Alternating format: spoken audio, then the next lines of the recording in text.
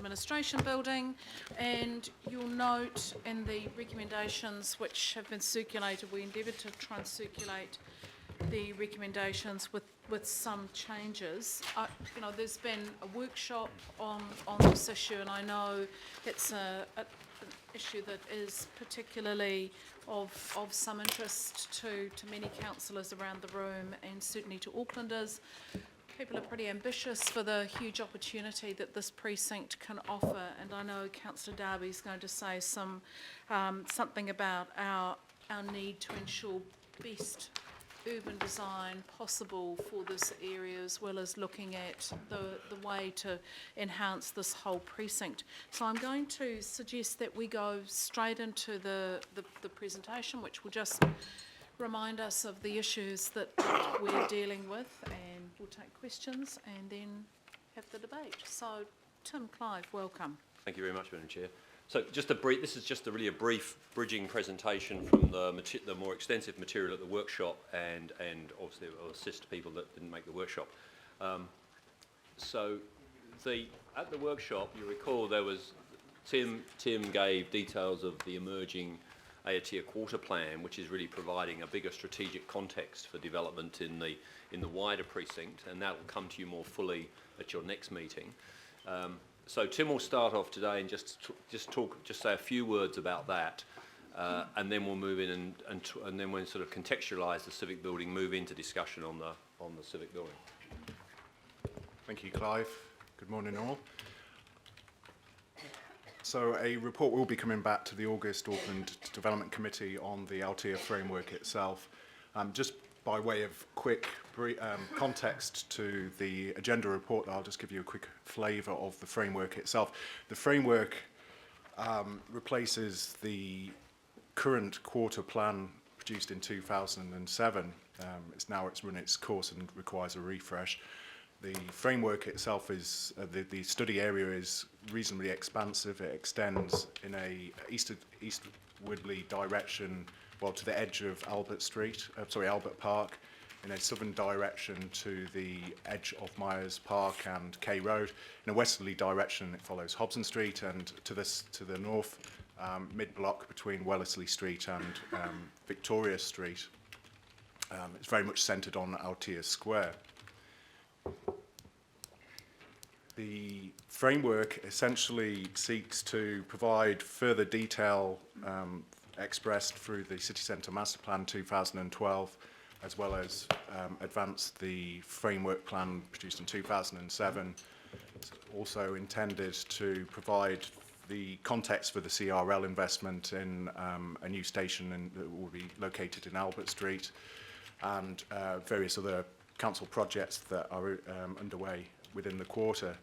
It's essentially there as a 20-year strategic vision that will provide a route map in terms of future decision making and investment within the quarter plan.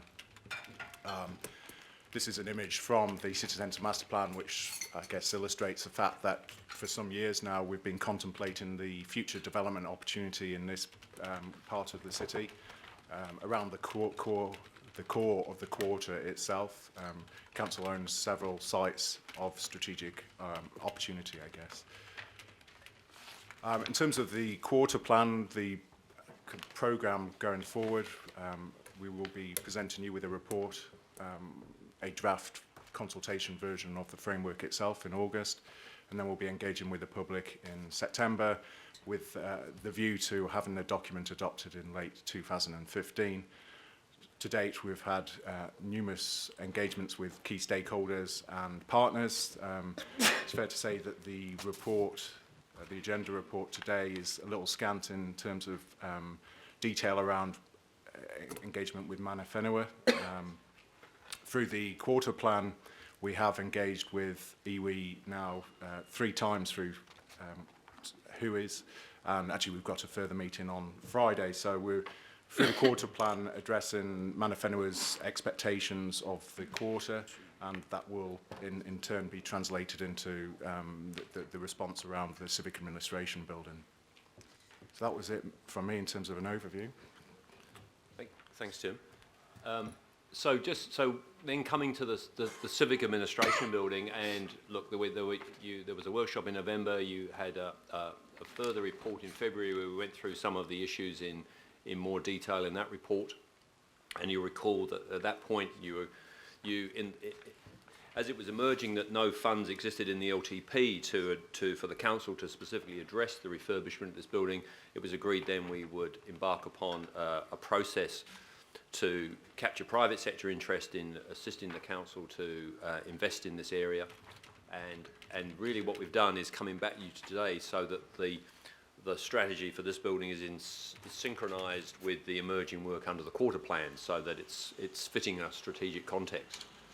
So the site in the report, when it talks about the 5,000 square metre site, that's the area shaded yellow on the slide. It's the civic building and the surrounding area, and as you saw from some of Tim's earlier slides, there's considerable potential around this location to both improve the relationship with Merrill Drive and to create an active frontage on Merrill Drive, as well as to make better use of the site and to realise some of the value of intensification within this central city location. It's probably worth also noting that RFA have continued working on its refurbishment and development plans for the Aotea Centre. There are, as you know, they're trying to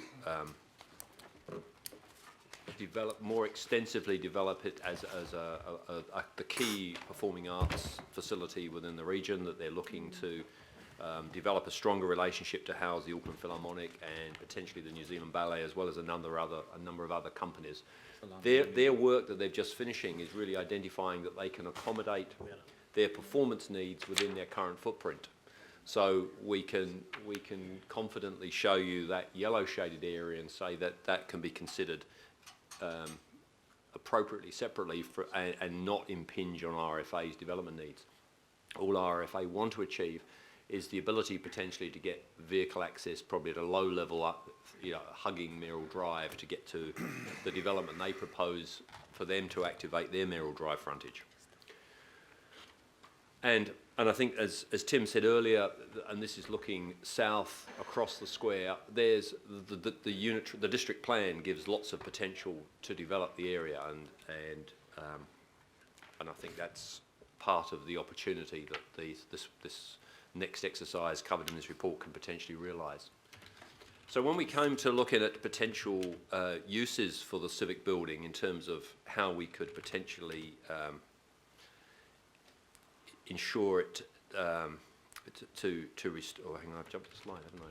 Have I jumped the slide? Oh no, maybe I haven't.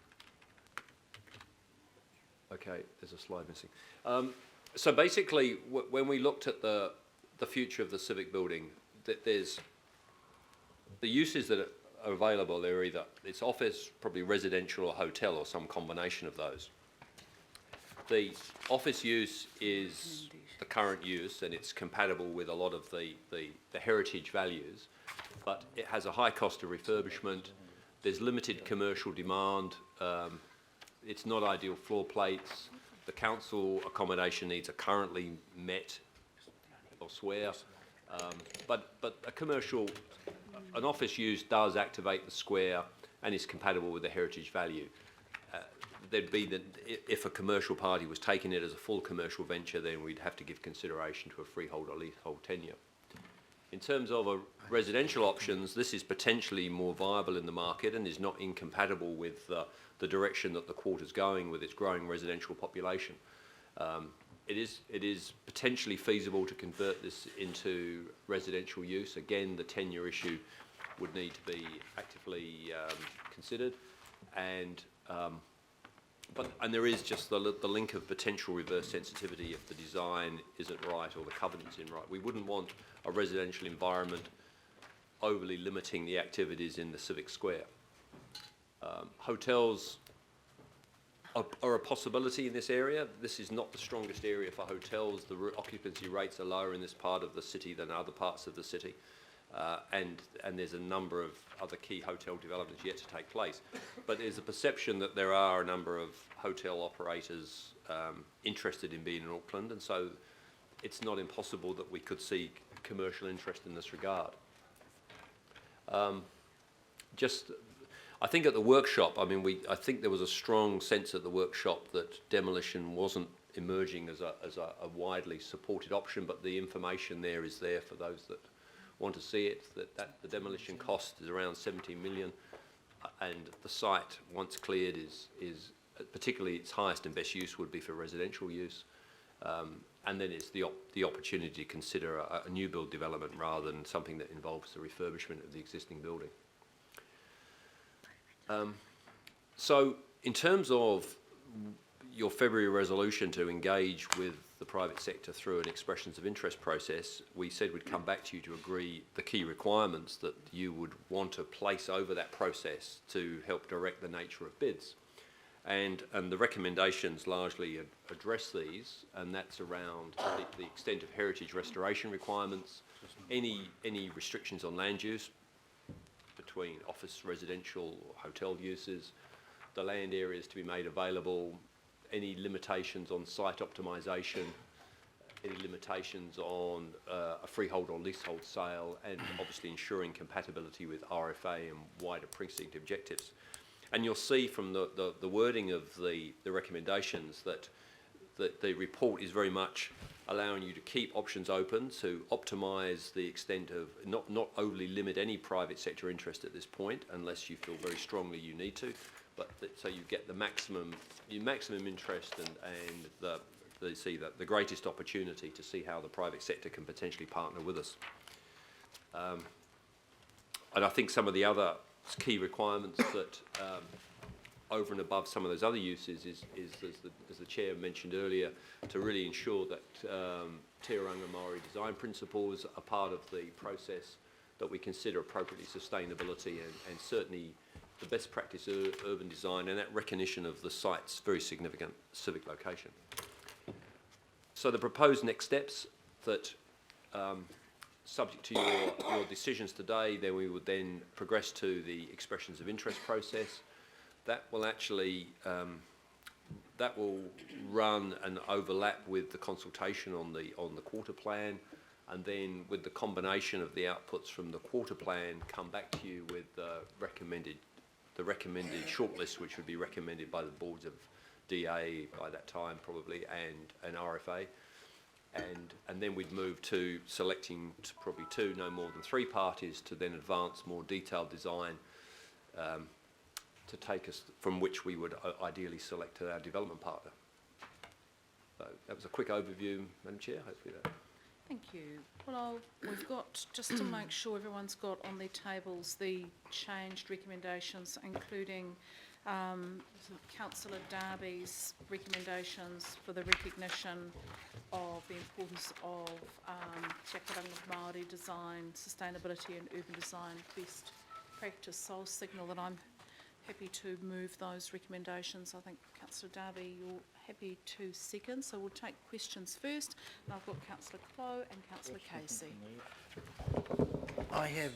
I'm happy with the recommendations, although I have one amendment which may not need to go to a vote if people were happy, which is actually to number 5, which says the council will consider the sale of the CAB building and its surrounding land to a selected development party on a freehold or long leasehold basis, and I want to add, if the heritage values of the existing building are retained. Because I would not like to see it sold and then something happens and it gets bold, out of our control. So I'm asking that could just get added to that resolution. Okay. I think, so number 1, submitters need to demonstrate that. Yeah, it's just reiterating number 1 by adding it into number 5. Okay. Do you want to comment, Jim? I think the only thing we are concerned about is that we don't, our intent is exactly as you say, so that's the first thing. But what the team have advised all the way through is that we try and keep the options for people to put wide-thinking proposals up for us to get the best range of options to pick from.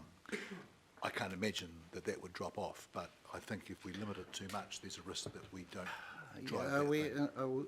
Thank you, Mr. Quinn. But in the workshop the other day, I did see a a slide that showed supposedly a building retaining its heritage and frontage and facade, and to be quite honest, you couldn't tell it was the same building, so I would be alarmed if we ended up basically keeping the steel structure of the building and the rest of it is just gone, and you've got a foyer or whatever, and that's your heritage impact.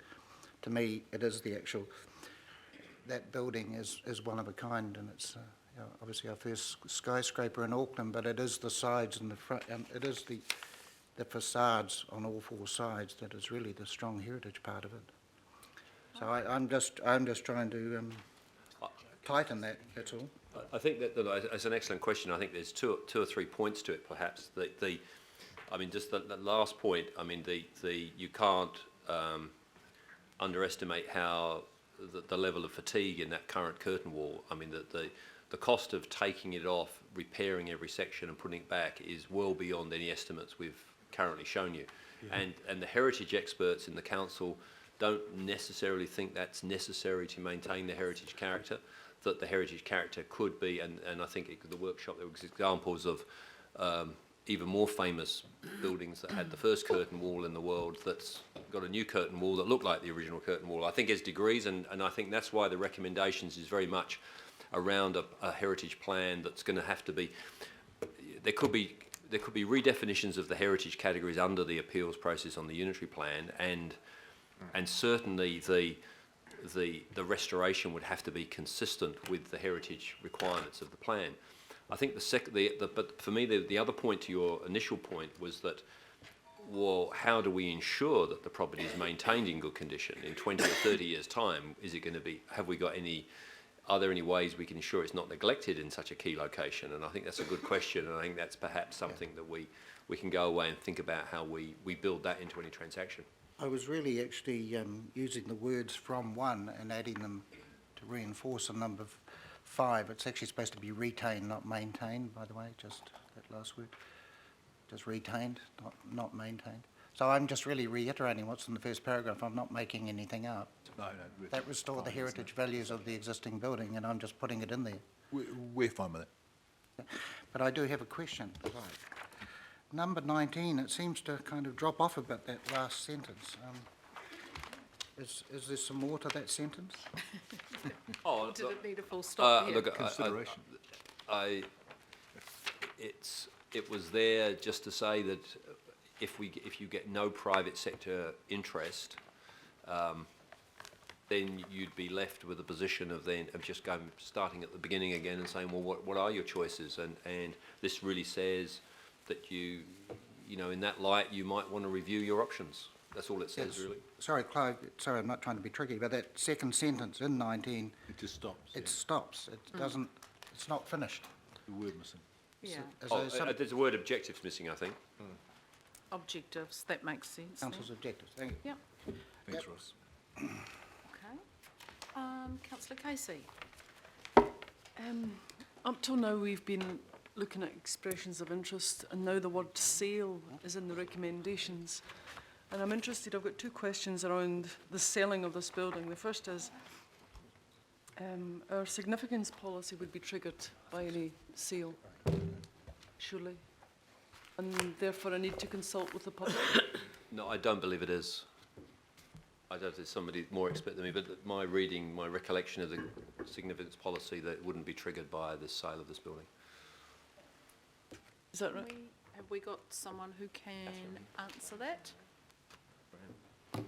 Perhaps Catherine?